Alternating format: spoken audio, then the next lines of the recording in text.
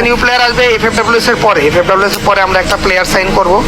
Guys, ইতিমধ্যে আপনারা সবাই জেনে গেছেন এফএফডব্লিউর পর বাংলাদেশের on of the team TAC তাদের একজন স্নাইপার প্লেয়ার জয়েন হতে যাচ্ছে, সেটাও কিন্তু লাইভ স্ট্রিমে কুদ্দুস বলেই দিয়েছে।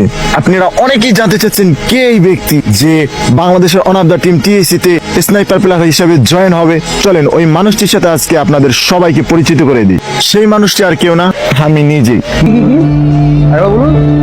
আমি নিজেই নিজের প্রশংসা নিজেই করতে চাই না, তারপর একটু বইলা দেই। একদিন আমি গেম প্লে করে একটা ভিডিও আপলোড দিয়েছিলাম, সেই ভিডিও দেখে পুরো ফুল টিএসি টিম অবাক হয়ে গেছে যে এটা কি আদৌ সম্ভব, বাংলাদেশে এরকম একজন স্নাইপার প্লেয়ার আছে।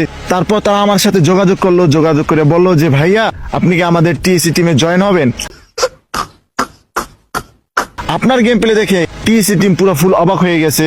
তারপর আমি একটু মুচকে হাসি দিয়ে একটু লজ্জাবোধ করলাম যে আমি প্রশংসা পছন্দ করি না, কারণ আমি একটু লজ্জা পাই, লজ্জাবতী ছেলে তো তাই।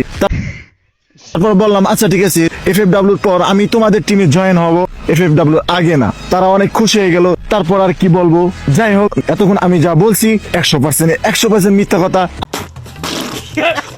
আমার ভিডিওটা শেষ পর্যন্ত দেখার জন্য সবাইকে ধন্যবাদ। আমাকে প্রশংসা করে লজ্জিত করবেন না।